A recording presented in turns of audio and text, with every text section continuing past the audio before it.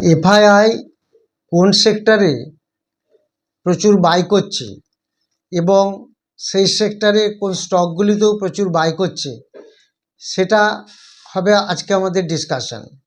আজকের ভিডিওতে যেটা আমরা আলোচনা করব, এফআইআই অ্যাক্টিভিটি অর্থাৎ লাস্ট 15 দিন বা এক মাসের মধ্যে কোন কোন সেক্টরে এফআইআই প্রচুর বাই করলো এবং পার্টিকুলার কোন কোন স্টকেও এফআইআই বাই করছে সেটা আমরা দেখে নেব। নমস্কার, Binoy Ghosh, welcome to my educational channel. এখানে আমরা দেখতে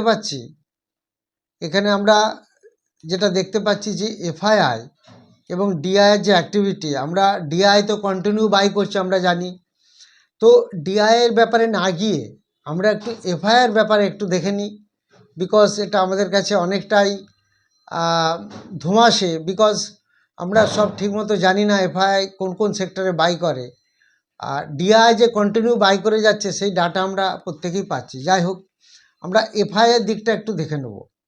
এখানে আমরা দেখতে পাচ্ছি 15 ডেজ ইন্টারভ্যালে এক একটা ডাটা দেওয়া আছে।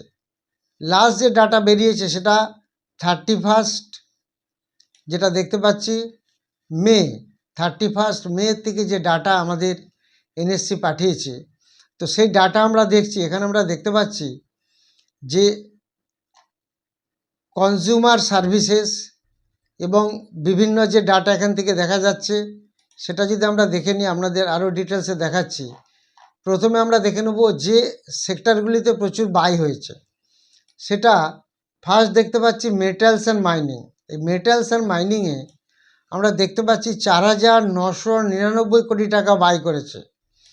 তো সেটা কবে থেকে কবে? এই 15/5 থেকে 31/5-এর মধ্যে বাই করেছে। তার আগে কি পজিশন ছিল? 30/7 থেকে 15/5-এর মধ্যে 1,698 কোটি টাকা বাই করেছিল। তার আগেরটা 2,416 কোটি টাকা বাই করেছিল। লাস্ট 15/5 থেকে 31 মেতে প্রায় 5,000 কোটি টাকার বাই করলো এফআইআই। কোন সেক্টরে? Metals and mining. আমি মেটালস অ্যান্ড মাইনিংয়ে কোন শেয়ারগুলি বাই করছে সেটাও আপনাদের একটু দেখিয়ে দেবো। সেটা যদি আমরা একটু দেখে নিই, এখানে ফার্স্ট আমরা দেখতে পাচ্ছি মেটালস অ্যান্ড মাইনিংয়ে কিছু শেয়ার আমরা দেখতে পাচ্ছি। এখানে মেটালস অ্যান্ড মাইনিংয়ের মধ্যে এই যে এখানে এফআইআই যে হোল্ডিং পার্সেন্টেজ চেঞ্জ দেখাচ্ছে সেটা আমরা একটু দেখে নেব। এটা হচ্ছে এফআইআর কাছে কত শেয়ার আছে, এই কলামটা পুরোপুরিভাবে দেখতে পাচ্ছি। আর তার পাশে যেটা আছে এটা হচ্ছে চেঞ্জ ইন এফআইআই হোল্ডিং। সেটা কীরকম? যেমন অ্যাভান্স এন্টারপ্রাইজে 5.13% হোল্ডিং বাড়িয়েছে। ন্যাশনাল অ্যালুমিনিয়ামে 2.6% হোল্ডিং বাড়িয়েছে এই 15 দিনের মধ্যে। হিন্দালকোতে 1.80% এফআইআই বাড়াচ্ছে। বেদান্ততে 1.78%। এটা খালি আমরা এফআইআই নিয়ে ডিসকাশন করছি। জিএমডিসি 1.46%। এইভাবে টাটা স্টিল বাড়িয়েছে 1.09, হিন্দুস্তান জিঙ্ক বাড়িয়েছে 0.85। এইভাবে এখানে যতগুলি সেক্টর আমরা এই সেক্টরটা হচ্ছে মেটালস অ্যান্ড মাইনিং, এই সেক্টরের এই শেয়ারগুলি আমরা এখানে দেখতে পেলাম। আপনাদের আরও একটু দেখাচ্ছি মেটালস অ্যান্ড মাইনিং থেকে, যে এই যে শেয়ারগুলি পেলাম, তো সেখান থেকে আমরা ডিআইয়ের ব্যাপারটা খুব একটা জাজমেন্ট করছি না, এখানে ডিআইয়ের হোল্ডিংটা মেন না, এফআইআর ব্যাপারটা নিয়ে একটু ডিসকাশন করলাম। এরপরে যদি আমরা চলে আসি নেক্সট যে সেক্টর যেটা প্রচুর বাই করেছে সেটা হচ্ছে, এখানে আমরা দেখতে পাচ্ছি সেই সেক্টরটা হচ্ছে টেলিকমিউনিকেশন সেক্টর। এই টেলিকমিউনিকেশন সেক্টরে 2,127 কোটি টাকার বাই করেছে এফআইআই। তার আগে কিন্তু সব ডাটা আমরা দেখতে পাচ্ছি মাইনাসে ছিল। প্রত্যেকটা 15 দিনের ইন্টারভ্যালে ফোর্টনাইটলি সব মাইনাসে ছিল টেলিকমিউনিকেশন। এই জাস্ট লাস্ট 15 ডেজের মধ্যে 2,127 কোটি টাকা এটা এফআইআই বাই করলো টেলিকমিউনিকেশন থেকে। তো টেলিকমিউনিকেশন যদি আমরা একটু দেখি, টেলিকমিউনিকেশনে কোন এটা সেক্টর পেলাম। এবার যদি আমরা দেখি টেলিকমিউনিকেশনে কোন স্টক আমরা পাচ্ছি, সেই স্টকগুলো যদি আমরা একটু দেখে নিই সেটা সুবিধা হবে। যেমন আমরা এখান থেকে দেখতে পাচ্ছি এমটিএনএল। এমটিএনএলে দেখা যাচ্ছে এফআইআই যে চেঞ্জ, সেই চেঞ্জটা হচ্ছে 0.45%, এফআইআই এক্সট্রা বাই করেছে। তারপরের আছে রেলটেল কর্পোরেশন, এটা 0.04%। তারপরেরটা আছে জিটিএল ইনফ্রা 0.02। এই তিনটি স্টক আমরা দেখতে পাচ্ছি এফআইআই লাস্ট 15 ডেজে যে ডেট দেখালাম সেই ডেট থেকে এই তিনটি কোম্পানিতে ইনভেস্টমেন্ট বাড়িয়েছে। এরপর আমরা পরে যেটা দেখে নেব সেটা হচ্ছে হেলথ কেয়ার। এই হেলথ কেয়ার সেকশনটা যদি আমরা দেখি, হেলথ কেয়ারে কত কীরকম বাড়িয়েছে এই সেক্টরটিতে, এইটিতে 601 কোটি টাকা বাই হয়েছে।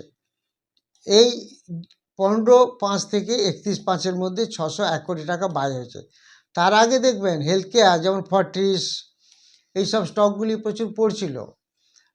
তারপরে এখন একটা ভালো মুভমেন্ট দিচ্ছে ইয়াত্রা হসপিটাল, ইন্দ্রপ্রস্থ মেডিকেল, এই স্টকগুলি, ডক্টর আগরওয়ালস হেলথ কেয়ার, এগুলিতে দেখুন সব মাইনাসে ছিল, আবার একটু ধীরে ধীরে পজিটিভে ঢুকছে।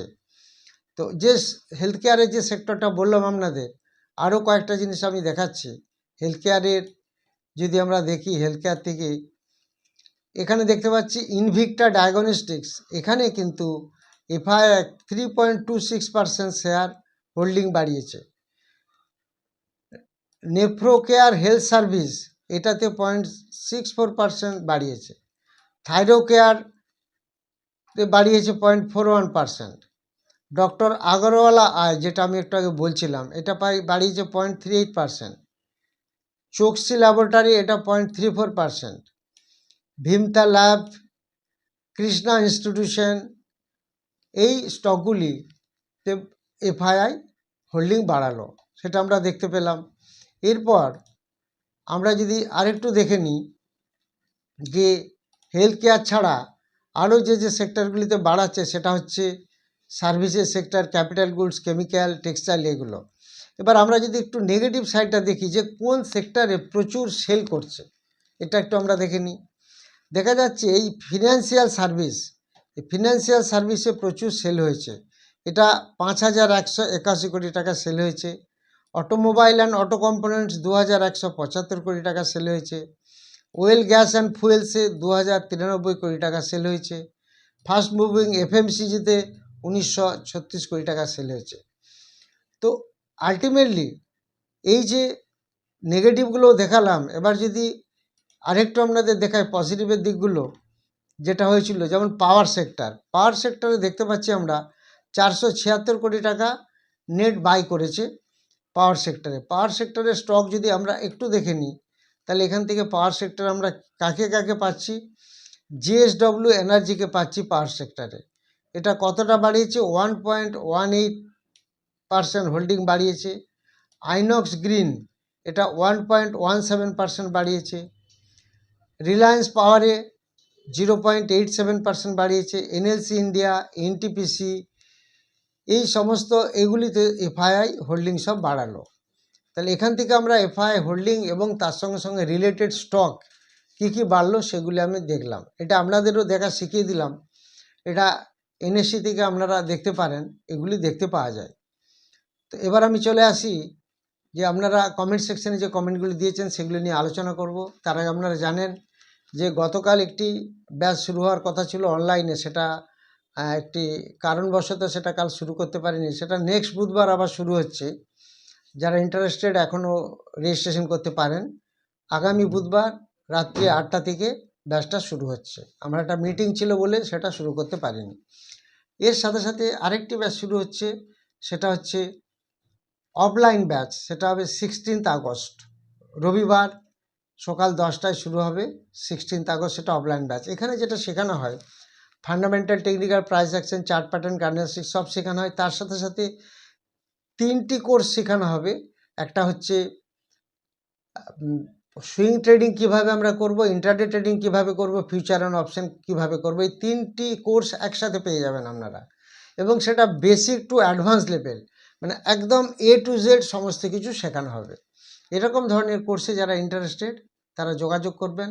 এবং স্টক সিলেকশন ফর্মুলা শেখানো হয়, যে স্টক সিলেকশন ফর্মুলা লাইভ মার্কেটে আমরা দেখিয়ে দেবো কিভাবে সেই স্টকগুলো আমরা কাজ করি ইন্ট্রাডেতে, সুইং ট্রেডে এবং ফিউচার অপশানে।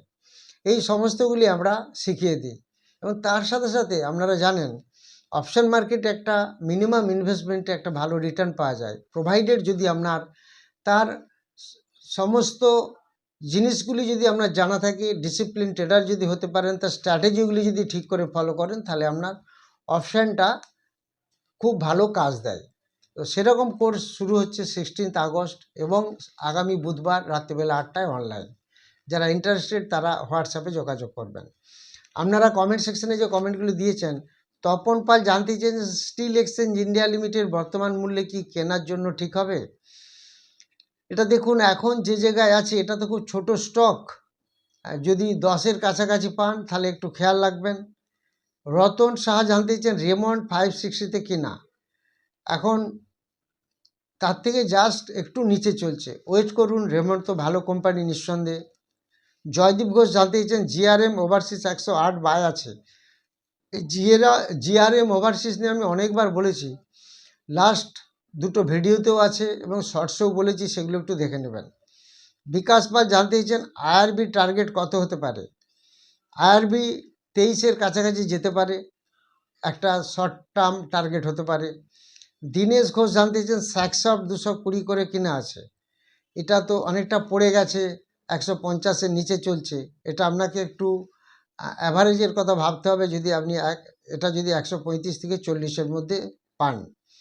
মান্তু ঘোষ জানতে চেয়েছেন মার্কারি ইভি 51 করে কেনা, এখন কি করব? এটা আপনাকে অ্যাভারেজ করতে হবে, যদি 30-এর কাছাকাছি পান তাহলে খেয়াল রাখুন। গৌতম দে জানতে চেয়েছেন এলাইট কন ইন্টারন্যাশনালের উপরে উঠতে পারে? শর্ট টার্মে সাপোর্ট রেজিস্ট্যান্স কত? সাপোর্ট থাকবে 28, রেজিস্ট্যান্স থাকবে 36। মিলন মাইতি এবং তন্ময় রুদ্র জানতে চেয়েছেন জি এন্টারটেনমেন্ট বাই করা যাবে? এর সাপোর্ট রেজিস্ট্যান্স কত? দেখুন, জি এর তো একটা খবর ছিল, সেটা নিশ্চয়ই আপনারা জানেন, যেহেতু খেলা চালু হয়েছে, তো আলটিমেটলি এর আগে একটা খেলা ছিল, যাই হোক সেটা নিয়ে যাচ্ছি না। তো জি একটা মোটামুটি একটা ভালো রান দিয়ে দিয়েছে, যেখানে 80-90-এর কাছে ছিল, সেখান থেকে 110 তো রান টানা দিয়েছে। তো যাই হোক, এর সাপোর্ট আছে 104 এবং রেজিস্ট্যান্স 120। কল্যাণ মণ্ডল জানতে চান এখন মেটাল সেক্টরে বাই করা কি ঠিক হবে? মেটাল সেক্টরে এফআইআই একটু করে ঢুকছে, এটা খেয়াল রাখতে পারেন, অসুবিধা নেই। প্রদীপ পাজা জানতে চেয়েছেন জিআরএসির রেজিস্ট্যান্স কত? 2845। কল্যাণ চৌধুরী জানতে চেয়েছেন এমটিআর টেকনোলজি রেজিস্ট্যান্স কত হবে? এটা দেখুন, রেজিস্ট্যান্স বুঝতে গেলে আপার লেভেলটা ধরতে হয়। এটা তো অলরেডি ওভারবটে চলছে, একদম টপে উপরে চলছে, এই রেজিস্ট্যান্স ইমিডিয়েটলি কিছু বলা যাবে না। স্বপন শাহ জানতে চান ন্যাটকো ফার্মা কি এখন বাই করা যাবে? যদি 811 লেভেলে পান খেয়াল রাখুন। খুশি রক্ষী জানতে চান সার্ভোটেক রিনিউয়েবলের শর্ট টার্ম টার্গেট কত পারে? একটা রেজিস্ট্যান্স শো করছে 115। সৌম্যজিৎ পুরকার জানতে চান হিন্দুস্তান ইউনিলিভার এখন বাই করব? এবং এফএমসিজি সেক্টরে কিন্তু এফআই একটু ছাড়ছে, যেটা আজকের ভিডিওতে দেখালাম। তো হিন্দুস্তান লিভার যেহেতু এটা এই এফএমসিজির একটা টপ কোম্পানি, সেটা আপনি ধীরে ধীরে একটু একটু করে অ্যাকুমুলেট করতে পারেন। দীনবন্ধু কোনা জানতে চান আরএম এনার্জি 363 বাই করা আছে, এখন তো তার থেকে অনেকটা পড়ে গেছে, আপনি 266-এর কাছাকাছি পেলে একটু খেয়াল রাখুন অ্যাভারেজ করার জন্য। বিশ্বজিৎ মাইতি জানতে চান ওয়ান গ্লোবাল সার্ভিসের রেজিস্ট্যান্স কত? 787। সিসির কোনার জানতে চান BSc support resistance 3784 and 4446। Shibu Das জানতে চান ই2ই নেটওয়ার্ক কত হলে ফ্রেশ এন্ট্রি নেব? 369।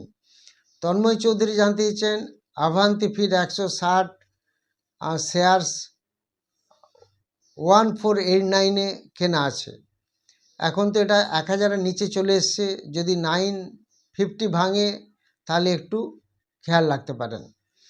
রাজেশ দেবনাথ জানতে চান পিনার ইন্ডাস্ট্রির টার্গেট প্রাইস কত হবে? এটার একটা রেজিস্ট্যান্স লেভেল ফলো রাখতে পারেন 182। উত্তম দত্ত জানতে চেয়েছেন এক্সাইড ইন্ডাস্ট্রিজ লং টার্ম রাখা যেতে পারে 5 বছরের জন্য? হ্যাঁ, যেহেতু এক্সাইড ইন্ডাস্ট্রিজ ব্যাটারি সংক্রান্ত কাজে আছে এবং আস্তে আস্তে ধীরে ধীরে যে ব্যাটারি তৈরি করছে, যেগুলি আমাদের গ্রিন এনার্জিতে লাগে যে কোনো গাড়িতে, এক্সাইড মোটামুটি ভালো কোম্পানি, 5 বছরের জন্য আপনি হোল্ড করতে পারেন। যারা ভিডিওটি নতুন দেখছেন তারা অবশ্যই সাবস্ক্রাইব, লাইক ও শেয়ার করবেন, এবং যারা কমেন্ট সেকশানে কমেন্ট দেবেন, সেগুলি বলে দেবো। এবং যারা নেক্সট কামিং ওয়েডনেসডে যে ব্যাচ শুরু হবে অনলাইন, এবং যে 16th আগস্ট যে ব্যাচ শুরু হবে অফলাইনে, যারা ইন্টারেস্টেড তারা হোয়াটসঅ্যাপে যোগাযোগ করবেন। Thank you very much for watching my video.